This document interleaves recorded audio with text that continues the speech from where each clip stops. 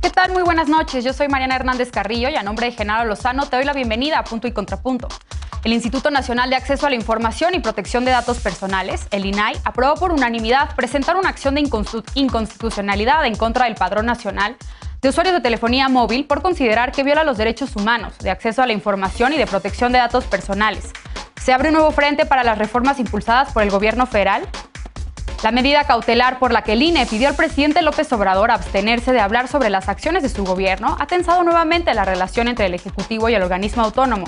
¿Es responsabilidad de la prensa que el presidente viole la veda electoral? ¿Es necesaria o no una veda electoral? Veremos qué opina la mesa esta noche. Y faltan 39 días para la jornada electoral del 6 de junio. Y la guerra sucia entre los aspirantes a gobernar Nuevo León no para. El candidato del PRI-PRD acusa al de Movimiento Ciudadano de vínculos con el narco y este responde acusando a sus rivales de enriquecimiento ilícito. ¿Y dónde quedaron las plataformas políticas? Quédate con nosotras que ya empieza Punto y Contrapunto.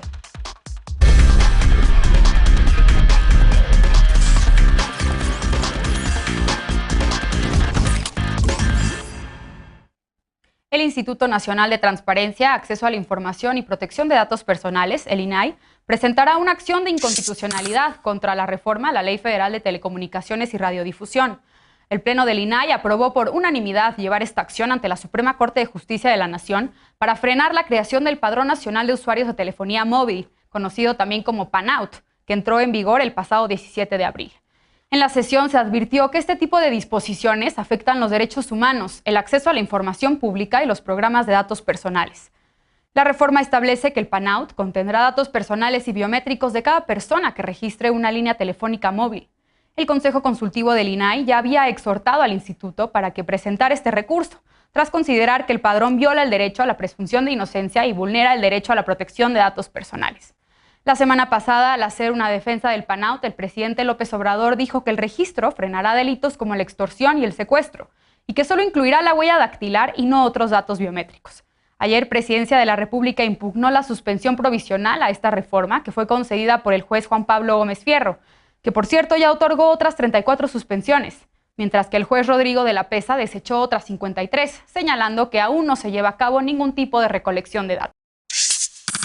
Primer tema de la noche, y para debatir nos acompaña como cada martes y jueves Estefanía Veloz, abogada y feminista. Buenas noches, Estefanía.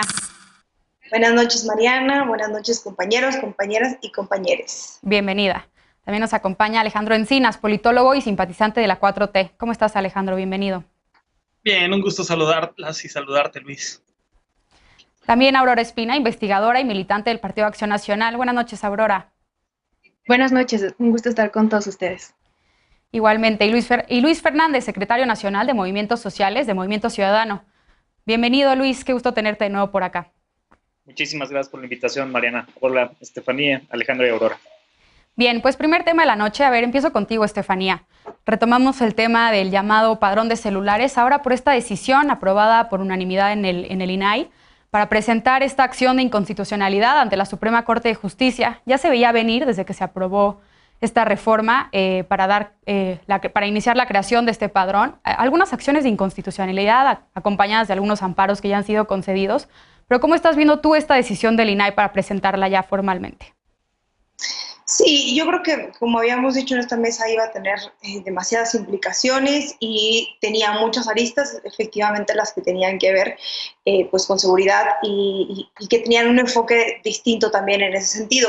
A mí me parece que es algo que va a ver el curso, o se va a ver el curso de esto durante un rato. Sin embargo, me sigue pareciendo complicada, sobre todo desde la postura que planteábamos ya aquí. El tema de los datos personales es un tema muy complejo, el tema de la inseguridad en México, y podría ser complicado. Sin embargo, también se está viendo la postura un poco más jurídica respecto a esto. Sí. Hay maneras de subsanarlo y de darle la vuelta, evidentemente, pero yo creo que más bien tendríamos que estar pensando en cuál va a ser la estrategia, una, de implementación, si es que ya es algo dado, y cómo se va a llevar el diálogo con los actores que están en contra de esto y que se van a seguir negando, porque eso es algo que puede llegar hasta el final. Las acciones de inconstitucionalidad no se agotan de manera rápida, implican una gran cantidad de fuerza y de trabajo, y creo que no es algo inmediato, sino va a ser complejo, y que esperaría que fuera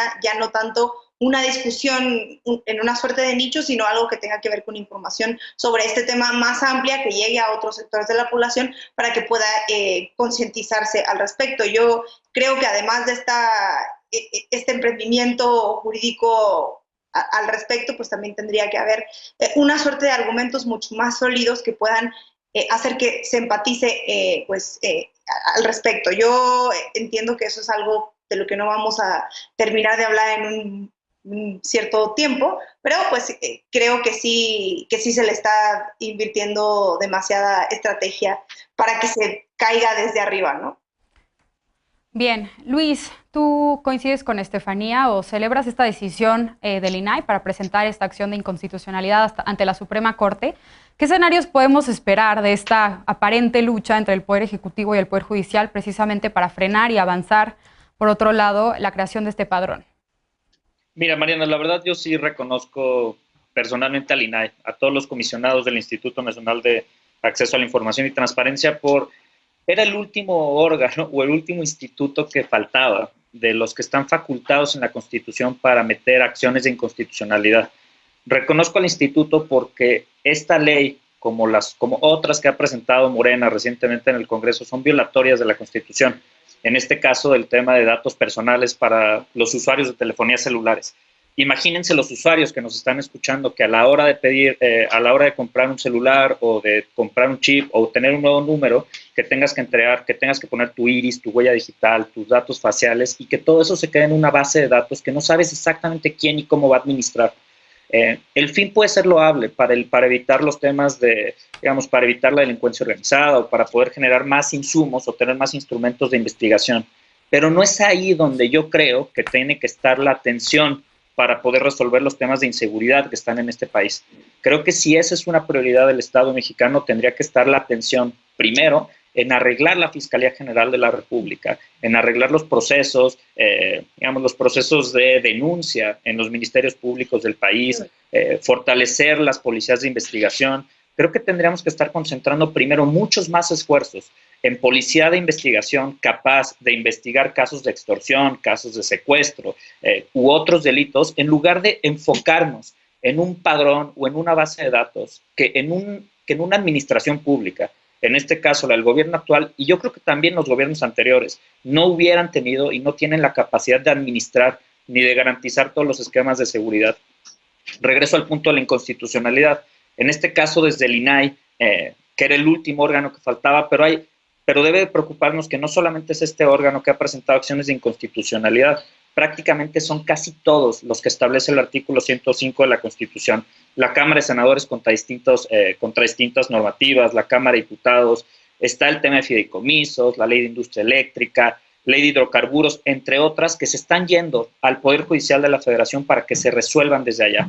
Solamente es la Fiscalía General de la República y el Consejo la Consejería Jurídica, que están alineados con el presidente de la República, los únicos que no han presentado alguna acción de inconstitucionalidad. Creo que esto nos habla mucho del ambiente político electoral, nos habla mucho del ambiente de la administración pública con muchísimas limitaciones legales y desde mi punto de vista un desconocimiento muy profundo de la Constitución. Bien. A ver, Alejandro, retomo esto último que dice Luis, que pone sobre la mesa, sobre si esta decisión constituye, más allá de la creación de un padrón de usuarios de telefonía móvil, si constituye ahora el Poder Judicial este contrapeso para frenar decisiones del gobierno federal. ¿Cómo lo ves? Pues por supuesto, y esto va en contra de lo que ahora se pone en boga, porque siempre hay como mareas, ¿no? O como oleadas de crítica, y la más reciente es que se está instalando una dictadura en este país y algunos analistas incluso han hecho con una insoportable levedad del uso de este concepto del fascismo. Han llegado a comparar o a insinuar que este gobierno tiene tintes fascistas y bueno, hablando que el fascismo no lo podemos banalizar, fue un régimen de exterminio, de reivindicación de la violencia y de aniquilación de la democracia. Entonces me parece una injusticia histórica y un uso muy leve del concepto. ¿Y qué dictadura es esta en la que se conceden todos los días o todas las semanas amparos, incluso al glifosato, para que se pueda seguir usando el glifosato en las plantaciones, amparos en la reforma en materia eléctrica, amparos ahora en el tema del padrón, acción de inconstitucionalidad por parte de los órganos autónomos en plena facultad de sus derechos constitucionales, apercibimientos de la autoridad electoral al presidente para que no se refiera a los logros del gobierno durante sus conferencias mañaneras. Se avisora un control de constitucionalidad por parte de la Suprema Corte de Justicia de la Nación en torno al artículo transitorio 13. Yo más bien veo una vida democrática, fuerte, debates fuertes, contrapesos que están funcionando y que distan mucho de esta visión tanto deformada y alarmista de ciertos sectores de la sociedad. Y bueno, en esto nada más hay que aclarar que pues está en todo su derecho y que se haga un debate robusto en la Suprema Corte en torno a si es constitucional o no. Yo ya he expresado mis reservas al respecto, pero también me parece que el debate no está basado en evidencias, sino en datos alarmistas y que no son precisos a la realidad. El uso del iris, del reconocimiento facial, no forma parte de este padrón, eso es importante aclararlo, forma parte nada más la huella dactilar, que es un biométrico básico, que incluso ya está en las credenciales para votar y en el padrón que levanta el Instituto Nacional Electoral. Fuera de ello, ya hemos dicho que hay ciertas deficiencias en esta legislación, sobre todo si es una materia de seguridad. ¿Qué hace el Instituto Federal de Telecomunicaciones que regula la competencia económica en ese sector, estando a cargo del levantamiento de este padrón y además también el cargar y confiar su elaboración a empresas privadas? Entonces, sí creo que hay materia de discusión, pero también pongámoslo en su justa dimensión, con análisis basados en evidencias y sin estridencias y sin hipérboles. Bien, y que según entiendo, ahora que hablabas específicamente sobre la huella dactilar, en la ley un artículo menciona, ¿no?, que son los datos biométricos los que se van a recolectar y corresponde al Instituto Federal de Telecomunicaciones determinar qué datos biométricos, qué se entiende por datos biométricos y si solamente será entonces la huella dactilar o qué. Aurora, finalmente, tú como estás viendo este tema, celebras la decisión del INAI. ¿Hacia dónde crees que lleve esta discusión de la recolección de datos biométricos más allá de la creación de este padrón? Pues yo sí celebro en lo personal esta determinación del INAI y de los comisionados en pleno, precisamente porque los datos biométricos representan esos datos insustituibles y esas características insustituibles que nos permiten identificar a una persona. Y es preocupante justamente porque este padrón puede tener acceso a cualquier dependencia de gobierno sin necesidad de una orden judicial. Y eso es importante también decirlo en el contexto de la ley. ¿Y por qué es preocupante? En el marco justamente de una fiscalía espía que adquirió una plataforma de vigilancia masiva e indiscriminada como lo es el programa Geomatrix, y que a la vez se le sume el acceso a este tipo de información personal. Y si vamos a irnos a la necesidad de hablar de los datos, de por qué es preocupante este tema, pues ya se ha hablado mucho en la mesa también sobre la ineficacia de este tipo de padrones. Recordar el tema de que en 2011 la base de datos del RENAUT con millones de registros de usuarios de telefonía móvil pues terminó siendo vendida en el mercado negro por 200 pesos. Pero lo que es preocupante en este caso, recordando esa misma circunstancia, es que resulta que la misma persona que estuvo involucrada en la filtración del padrón electoral en 2013 y que fue sancionado en 2017 con un monto de 76 millones de pesos, Ricardo Mejía Verdeja, que es hoy subsecretario de Seguridad y entonces secretario de Organización de Convergencia Ciudadana o Movimiento Ciudadano, es la misma persona a la que se le ha encargado el manejo de este padrón. Entonces, sí es preocupante pues saber en qué manos va a quedar este padrón y sobre todo que no tiene la ética necesaria para resguardar algo tan delicado como son datos personales. Entonces, por este lado, pues es ingenuo también creer que el padrón va a ayudar a combatir la delincuencia cuando las redes criminales, es sabido por especialistas, utilizan medios como la clonación de las tarjetas y la duplicación de las tarjetas SIM o el uso de tarjetas SIM de otros países. Entonces, sí hay estudios y sí hay datos que comprueban que no hay una correlación directa entre la disminución de los delitos y la de estos padrones. Por el contrario, aumenta el robo de teléfonos, aumenta la clonación de este tipo de tarjetas y al final de cuentas se termina afectando a los usuarios. Entonces, son varios elementos que hay que tomar en consideración. Sí tener claro pues la ineficacia de estos padrones y tres datos muy claros en este tema. Algunos países ya los eliminaron porque limitan, uno, la penetración de este tipo de servicio y, por ejemplo, en casos como en Colombia subió el robo a celulares y en Argentina, por ejemplo, el padrón mostró errores y como se vio en el caso de la Renault en México, el padrón se terminó filtrando. Entonces, el problema con este tipo de padrones es que no existen controles democráticos para su uso y son básicamente parte de este problema de por qué tenemos estos errores y estos problemas en el manejo y protección de datos personales, que creo que es algo muy delicado y que no podíamos ni debemos manejarlo a la ligera, sea un ente público o sea un ente privado. Por favor. Bien. Es que yo no sé. Sí. Estefanía, tenemos 20 segundos, por favor. Yo nada más quería decir que me parece peligroso también que ante esta manera de meter inconstitucionalidad ante todo, si las resoluciones no son favorables y no resultan inconstitucionales, entonces ya se habla mal de la Suprema Corte y entonces ya la Suprema Corte está del lado de la Cuarta Transformación, entonces la Suprema Corte está cooptada por el Ejecutivo. Me parece también complicado que se esté metiendo todo a las inconstitucionalidades cuando creo que también tiene matices y creo que la discusión que se dé a partir de eso tendría que ser lo más interesante y no realmente si resulta inconstitucional o no a partir de todo lo que se planteaba en la mesa. Bien, pues vamos a sin duda darle seguimiento a este tema y a escuchar qué se resuelve en la Suprema Corte de Justicia. Por lo pronto vamos a una pausa. La veda electoral sigue causando polémica durante las conferencias mañaneras del presidente. Ayer de plano dijo que pueden multarlo e incluso arrestarlo. ¿Es posible esto? Veremos qué opina la mesa cuando regresemos a Punto y Contrapunto. No te vayas.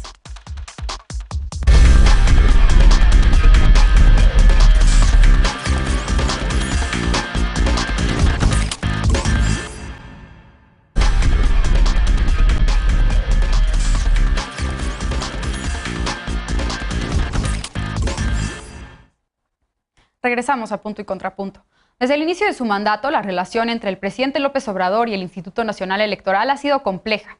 En varias ocasiones, el presidente ha señalado que el INE es caro y, sobre todo, ha cuestionado la imparcialidad del árbitro electoral. La cuerda se ha tensado nuevamente desde la semana pasada, cuando el INE envió un apercibimiento al mandatario federal por violar la veda electoral al hablar de sus logros del gobierno. Veamos en contexto. Este lunes, el presidente López Obrador no quiso hablar sobre la reforma electoral que presentará tras las elecciones del 6 de junio. Me pueden multar y hasta arrestar. El 13 de abril, el mandatario federal dijo que presentará una iniciativa para establecer una auténtica democracia y terminar con lo que llamó lujos y gastos excesivos. Unos días después, el 16, habló del avance de la estrategia de vacunación y otros programas sociales. El Partido de la Revolución Democrática y Movimiento Ciudadano presentaron una queja por estas declaraciones y el INE aplicó una medida cautelar en tutela preventiva contra el presidente por no acatar la veda electoral y hablar de los logros de su gobierno. El INE pidió al mandatario no difundir logros, obra pública o cualquier tipo de información que pudiera influir en las preferencias electorales, aún al responder preguntas de la prensa. El mandatario federal defendió su derecho a expresarse y también solicitó a la prensa que no le preguntara cosas comprometedoras para no violar el apercibimiento. El 22 de abril, la autoridad electoral hizo un nuevo apercibimiento para ajustar su conducta a lo ordenado por la Comisión de Quejas y Denuncias del Instituto Nacional Electoral y que de no hacerlo se le puede imponer una amonestación pública. Según el comunicado emitido por el INE, esta conducta se suma a otros antecedentes y quejas presentadas por diversas fuerzas políticas que serán integrados a un expediente y enviados al Tribunal Electoral del Poder Judicial de la Federación para que determine si existió o no desacato a la medida cautelar. Punto y contrapunto. Bien, segundo tema de la noche. Ahora empiezo contigo, Alejandro. Al parecer, la relación entre el presidente López Obrador y el Instituto Nacional Electoral sigue dando de qué hablar. ¿Cómo estás viendo estas medidas, estos llamamientos que ha hecho el INE para que el presidente y el Poder Ejecutivo en general respete la veda electoral? ¿Coincides con el presidente en que más bien la prensa no debería hacerle estas preguntas comprometedoras? ¿O hasta dónde llega la responsabilidad del presidente para respetar esta veda electoral? Pues como dijo en la cápsula, eso no puedo decir porque me pueden multar. Yo creo que esa es la forma de responder a las preguntas que pudieran comprometer la veda electoral. Pero aquí la gran paradoja es que esta veda electoral que pide el INE que se cumpla y el primero en no respetarla son los consejeros del propio Instituto Nacional Electoral, quienes están francamente en un proselitismo, están en campaña electoral y sobre todo en un proselitismo en contra de Morena. Nada más basta decir que ayer el consejero Ciro Murayama participó en un evento que se llama Yo con el Pueblo, cómo el populismo transforma a la democracia. Esta invocación del fantasma del populismo que siempre ha sido parte de la argumentación discursiva de los detractores de la Cuarta Transformación y que ahora hace suya un consejero que tendría que ser imparcial y que por sus afanes de protagonismo y de subirse al ring y dejarse llevar por sus fobias políticas le está causando mucho daño al proceso electoral y a la credibilidad del Instituto Nacional Electoral, cuando lo que requeriríamos son árbitros confiables y que se apeguen sus resoluciones a derecho y no a sus fobias políticas. Entonces, bueno, yo creo que ahí no es contra todo el INE en sí, sino contra este grupo de consejeros que pues solamente ven las mañaneras, pero no ven todas las medidas, bueno, que los gobernadores, por ejemplo, de Jalisco, Enrique Alfaro, y Cabeza de Vaca de Tamaulipas, francamente están en campaña política. Ellos sí asistiendo a las obras públicas, presumiendo los avances y difundiéndolos en las cápsulas, y eso le está pasando de noche al Instituto Nacional Electoral, que pareciera que solo tiene ojos en la mañanera. Entonces, ojalá y no estemos aquí ante un doble rasero o ante una aplicación selectiva de la ley. Y creo que hay diferencias y hay matices con los consejeros, porque mientras unos están amenazando incluso con arrestar al presidente, hazme el favor, ¿a qué nivel hemos llegado del debate, de la descomposición del debate y de la relación? Hay otros consejeros, incluso del bloque conservador como es Zavala, que reconocen que en función de las medidas cautelares que lanzaron al presidente, hay un cambio de conducta y hay un reconocimiento por parte de este sector. Entonces, lo que yo considero muy lamentable es que ya llevamos casi un mes de campañas y los temas que hemos discutido no han sido las propuestas, las plataformas partidistas de los candidatos, sino que seguimos enfrascados de si el INE y el tribunal van a reconocer o no las candidaturas de Salgado Macedonio y de Morón, o de la confrontación entre el Instituto Nacional Electoral y la presidencia. Y ese es efecto del afán de protagonismo y de subirse al ring político por parte de alguien que tendría que tener una labor técnica y muy discreta y que está siendo protagónico en este proceso electoral. Bien. Luis, ¿coincides con la perspectiva de Alejandro? ¿Realmente el INE está haciendo proselitismo contra Morena, como afirma él? ¿O está desempeñando su papel como árbitro electoral de manera imparcial? ¿Cómo lo ves? Yo creo que el presidente, Mariana, está haciendo proselitismo. Y hace proselitismo todas las mañanas, en la mañanera, en sus reuniones, en sus visitas, en todas las conversaciones o cualquier espacio. Y hace proselitismo no en este proceso electoral, lo hace todos los días desde hace 18 años o más, ¿sabes? Es una persona, es un perfil que vive en campaña. Además que es un perfil que no le gustan las reglas. Él está por encima de las reglas y eso se ha probado otra vez recientemente, ya lo hablamos en el segmento anterior, por la cantidad de acciones de inconstitucionalidad y controles de constitucionalidad al que llevan prácticamente todas o la gran mayoría de las decisiones que impulsa el presidente. Una de nuestras candidatas, Tere Vale, a la alcaldía de la Miguel Hidalgo, presentó incluso una denuncia contra el presidente que ahora está atendiéndose por el Instituto Nacional Electoral precisamente por esto, por los actos de propaganda constantes y cotidianos que hace el presidente. Yo creo que el árbitro electoral, el INE, está haciendo su trabajo y puede juzgarse también, pero trae un conflicto casado el presidente con el Instituto Nacional Electoral desde el IFE de 2006 que tiene guardado. Y tiene una sed de revancha, una sed de venganza todo el tiempo, con todos los señalamientos que hace, con la descalificación constante que hace del árbitro. Y eso a mí me parece preocupante. Creo que el presidente no tendría que estar inmerso en el proceso electoral. El presidente tendría que estar concentrado en resolver los problemas públicos graves que tenemos en el país. Su función es ejecutiva, no está en campaña ya ganó hace 3 años. Y a mí me sigue impresionando, de verdad, que no se ponga a trabajar en los graves problemas que enfrentamos en el país.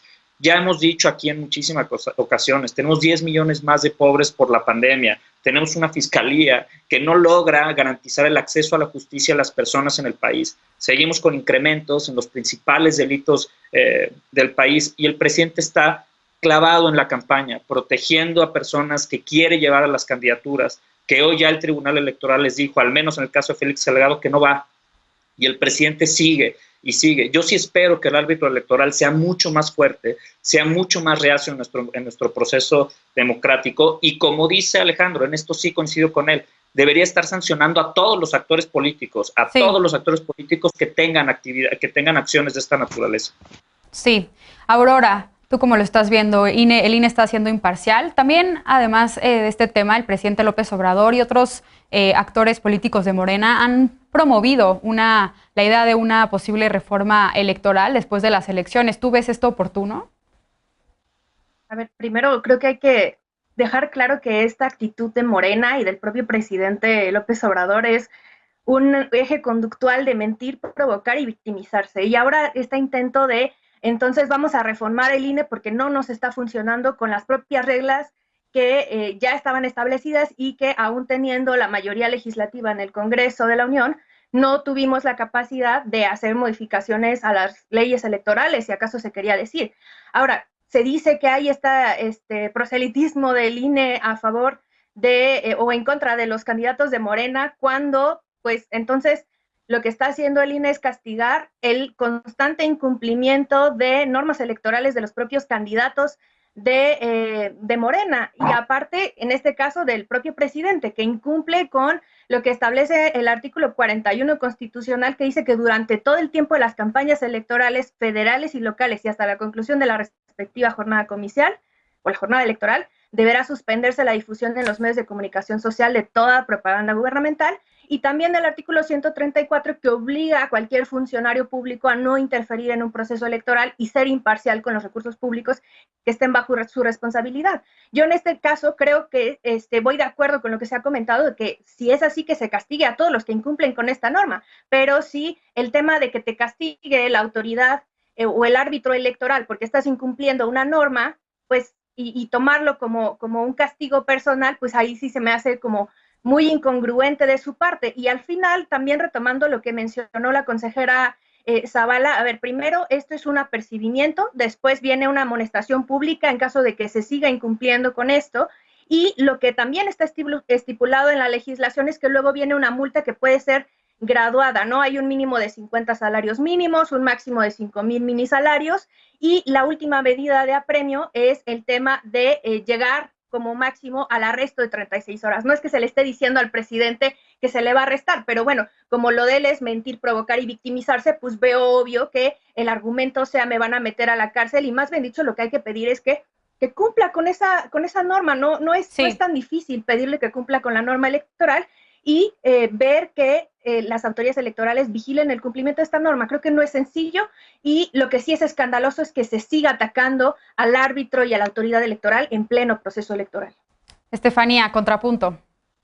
Me da mucho gusto que el PAN y Movimiento Ciudadano estén de acuerdo en esto, porque son los beneficiados, los principales partidos beneficiándose de este comportamiento parcial a todas luces, que no hay que estar metido en las noticias para saber que Ciro Murayama acaba de firmar un documento en el que se queja plenamente del presidente, en el que se queja del partido que gobierna, en el que va a eventos, Lorenzo Córdoba hablando constantemente de populismo, porque qué curioso árbitro es el que decide sancionar a un partido quitándole candidaturas al por mayor, quitándole candidaturas a la gobernatura, cuando por los mismos actos a Samuel García no se le ha quitado de la gobernatura, de la candidatura a la gobernatura, porque decidieron sancionar a MC simplemente con una multa de unos tantos millones de pesos que tendrá que pagar o no, no sabemos. Qué curioso árbitro es el que beneficia a estas dos fuerzas políticas que no hacen más que pagarle, hablando bien de este árbitro, prometiéndole que si ganan ellos, le van a dar a este árbitro más atribuciones de las que ya tiene, porque eso es lo que quiere este árbitro, que me parece que se comporta de manera facciosa. Es muy complicado y muy peligroso que hoy el odio hacia el presidente Andrés Manuel López Obrador, el desprecio que le tienen a la Cuarta Transformación, les haga cegarse ante la actitud voraz y de verdad reprobable de estos consejeros. Como bien decía Alejandro, no son todos, pero que los ponen en el terreno de juego, que me parece que los primeros en desmantelar el INE, los primeros en manchar el INE, los primeros en deconstruir todo lo que les costó construir a sus predecesores, son los consejeros del INE hoy, que deciden comportarse como los tuiteros en contra del presidente, los que deciden firmar cartas junto con Roger Bartra quejándose del presidente, acuñando teorías nuevas sobre el populismo. A mí me parece grave, no solo me parece grave, me parece peligroso que estas dos fuerzas políticas, nada más por querer ganar estas elecciones, con la balanza inclinada hacia estas fuerzas políticas, no se quieran quejar como deberían hacerlo, porque esto es un ruido que tendría que hacerse por parte de estos dos partidos. Bien. Es muy complicado porque claramente, y nada más quisiera decir, siendo una suerte de medida cautelar que el presidente ha acatado, diciendo yo no voy a hablar de esto porque no me toca, porque me pueden sancionar, de todas maneras continúen poniendo y haciendo ruido de que el INE podría arrestar al presidente, aunque sea la última de las instituciones. Eso no puede pasar, eso se llama golpe de Estado. Es muy peligroso y yo culparía a estas dos fuerzas políticas por dejar que esto pase y por hablar bien de este tipo de actitudes que me parece reprobable, no solo a mí, sino al pueblo de México, que es evidente que cada vez confía menos, ¿no? Bien, se terminó el tiempo para discutirlo esta noche, podemos retomar el tema más adelante, pero vamos a una pausa, vamos a seguir hablando de elecciones. La campaña por la gubernatura de Nuevo León ha estado marcada por acusaciones y descalificaciones entre los candidatos punteros. ¿Dónde quedaron las propuestas? ¿Qué sigue en este proceso electoral? Volvemos con esto a Punto y Contrapunto, no te vayas.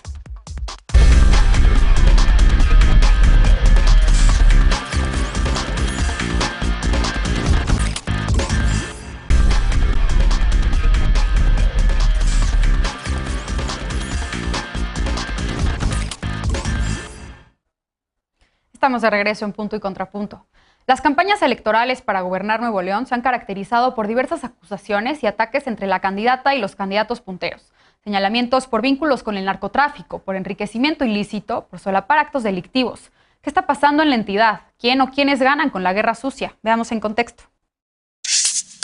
Durante la campaña electoral por el gobierno de Nuevo León, 3 de los 7 aspirantes a gobernar la entidad se han ensartado en una serie de acusaciones. Adrián de la Garza, postulado por la coalición Va Fuerte por Nuevo León, formada por el PRI y el PRD, acusó a Samuel García, de Movimiento Ciudadano, de tener vínculos con el crimen organizado. La semana pasada, de la Garza denunció al candidato de MC ante la Fiscalía General de la República por posible lavado de dinero. García negó las acusaciones y señaló a sus rivales por enriquecimiento ilícito, tráfico de influencias y corrupción. También acusó a la morenista Clara Luz Flores de haber obtenido 15 millones de pesos por la adquisición irregular de terrenos. Por su parte, Flores, candidata de la coalición Juntos Haremos Historia en Nuevo León, integrada por Morena, el Partido Verde, el Partido del Trabajo y Nueva Alianza, hace un mes acusó a de la Garza de solapar el despojo de tierras cuando fue fiscal del estado. Al día siguiente, de la Garza publicó un video involucrando a la también ex alcaldesa de Escobedo con Kit Ranier, condenado por tráfico de personas y explotación sexual. Flores también fue denunciada públicamente por hablar del Plan Nacional de Vacunación como un logro del presidente al tiempo de promover el voto a su favor.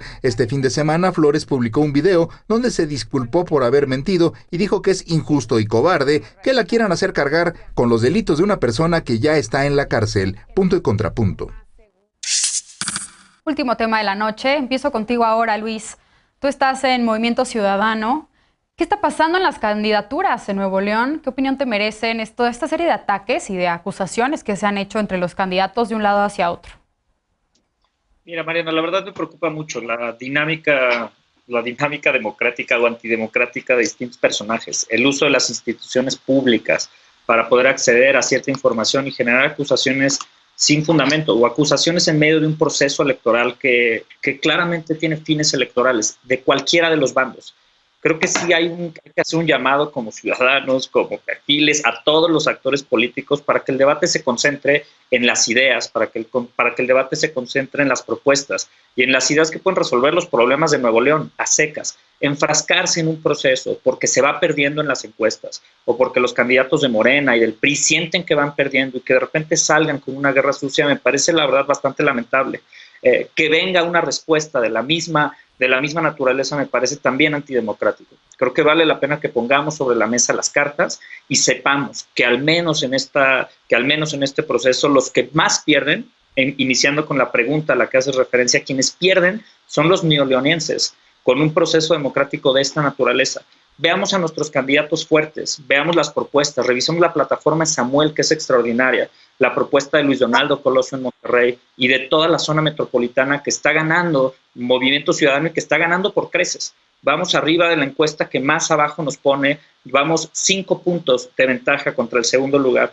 Y eso la verdad es que ha avivado y ha atizado muchísimo la campaña y ha hecho que a partir de que los rebasó al segundo y tercer lugar ahora, en las encuestas, se siente un ambiente de guerra sucia y de una confrontación que creo que es peligrosa para el juego democrático.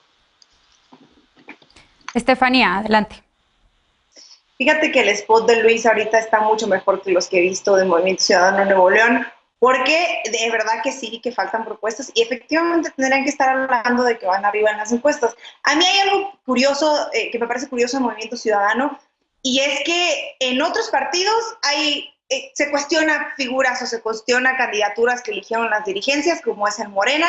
En el PAN y en el PRI pues no pasa nada porque pues van en esta alianza rescatando el registro, el resto de los partidos, pero en Movimiento Ciudadano, teniendo un candidato impresentable, teniendo un candidato al que ya se demostró que tiene vínculos con el crimen organizado, presuntamente, para no violar la presunción de inocencia, un candidato a todas luces carente de propuestas, machista, misógino, influencer, que apuesta a no sé qué, no son capaces de cuestionar ni de quejarse de esa candidatura por nada del mundo. Mientras en la Ciudad de México hacen una campaña progresista, hacen una campaña en la que son el mejor partido del mundo, casi son el partido demócrata mezclado con Macron, pero también con una super socialdemocracia.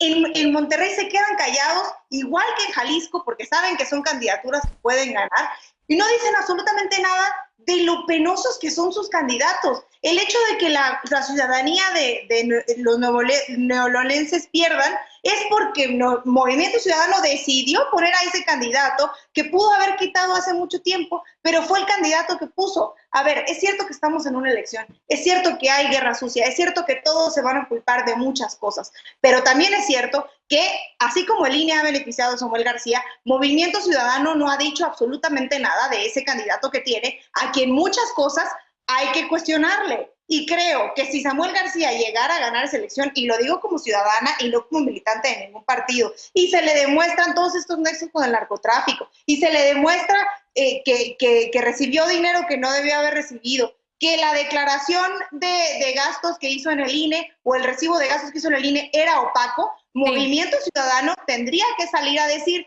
¿saben qué? Pusimos un mal candidato, es nuestra responsabilidad, porque no se vale que en la mesa del debate vengan a hacer un spot a favor de Samuel García, pero en otros estados vayan a criticar lo que Samuel García es, pero en otros partidos de otros candidatos. Así que me parece que el caso de Nuevo León es un gran ejemplo de la hipocresía de Movimiento Ciudadano, y de los otros dos partidos no tengo nada que decir, sobre todo de la alianza del PAN-PRI-PRD, porque bueno, sabemos a qué le están jugando y es a un margen mínimo, ¿no? Aurora, ¿cómo estás viendo tú el ambiente político de Nuevo León? Efectivamente, la intención de voto ha cambiado mucho en las últimas semanas allá en esa entidad. ¿Se debe a esta guerra sucia entre los candidatos? ¿Cómo lo estás viendo tú? Pues es interesante analizar el caso Nuevo León, principalmente porque es un polo de desarrollo económico y que creo que es también uno de los principales intereses por los cuales hay este interés particular por parte de Morena en obtener el triunfo. Pero al mismo tiempo también hay que analizar que es un estado cuya dinámica del electorado es muy distinta al electorado del resto del país, porque han tenido alternancia, han tenido gobernadores, han tenido un gobernador panista, han tenido gobernador del PRI, han tenido un gobernador independiente, y es interesante también valorar estas cuestiones precisamente en un contexto como el que tenemos.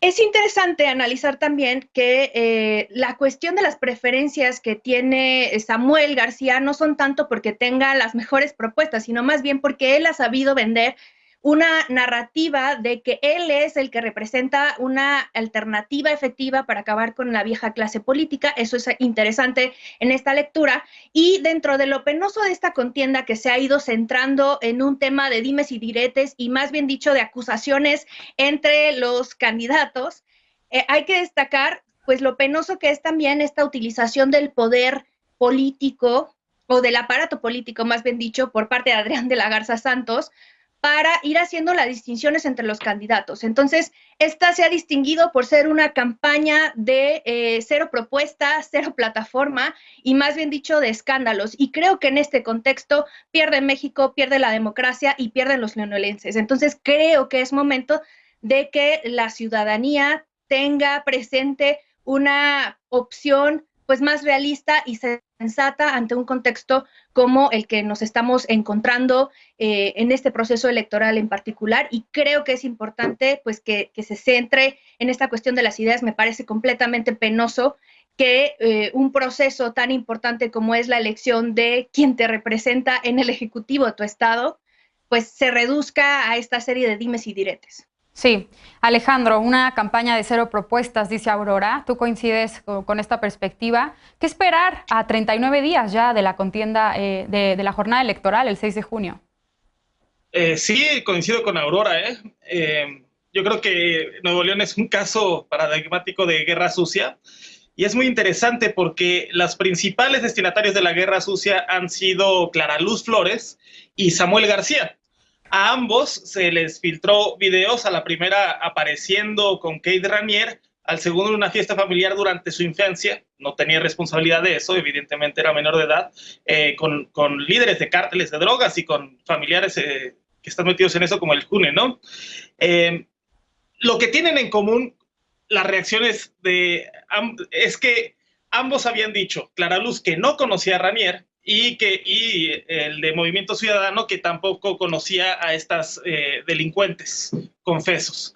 Pero lo que es muy interesante, y si ves tú la encuesta de encuestas, es que Clara Luz va en picada supuestamente, si damos por válidas estas encuestas, y concomitantemente en esas mismas fechas avanza Samuel García.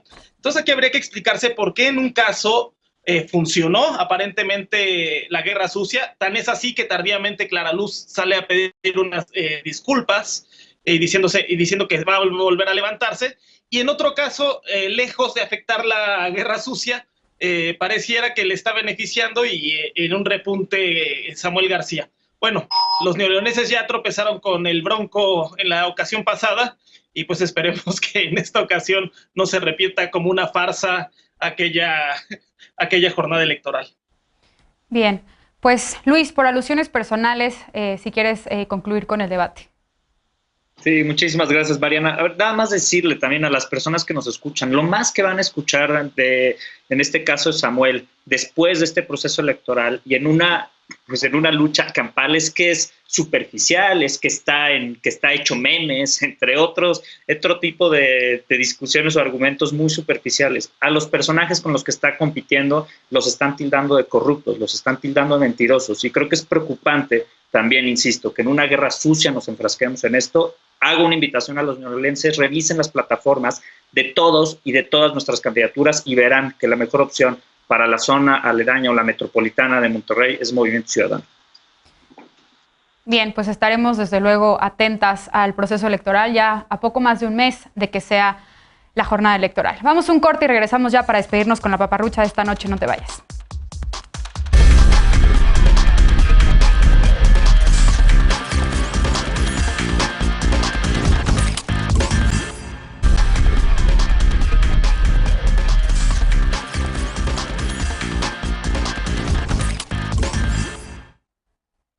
Regresamos con la paparrucha de esta noche. Hoy inició la aplicación de la segunda dosis de la vacuna contra la COVID-19 para las personas de 60 años y más que residen en la alcaldía Gustavo Amadero, en la Ciudad de México. En esta demarcación se aplica la vacuna Sputnik V, desarrollada en Rusia. Pero en redes sociales circuló un calendario de vacunación según el cual la población adulta mayor que reside en Tlalpan también será vacunada esta semana, lo cual es falso. Las fechas para la aplicación de las segundas dosis en Tlalpan e Iztapalapa aún no se informan. En Tlalpan, la primera dosis se aplicó del 24 al 30 de marzo y en Iztapalapa del 2 al 6 de abril. El gobierno de la Ciudad de México informó que aún están en buen tiempo para aplicar las segundas dosis. El periodo para aplicar la vacuna Sputnik V originalmente era de 21 a 60 días, pero ayer el Centro Nacional de Investigación de Epidemiología y Microbiología Gamaleya, encargado del desarrollo de esta vacuna, informó que dicho periodo aumentó. Ahora la segunda dosis se puede aplicar hasta 3 meses después de la primera. Así que no caigas en paparruchas. Recuerda que la mejor vacuna es la que hay y que con o sin inmunización la mejor forma de prevenir contagios es lavarte las manos bien y con frecuencia, mantener siempre la sana distancia, ventilar los espacios cerrados y sobre todo usar cubrebocas si vas a salir. Esto fue todo por esta noche. Muchas gracias a nombre de Genaro Lozano por acompañarnos. Gracias también a las y los panelistas. Gracias, Estefanía. Gracias, Alejandro. Gracias, Aurora. Gracias, Luis. Yo soy Mariana Hernández y esto fue Punto y Contrapunto. Descansa, muy buenas noches.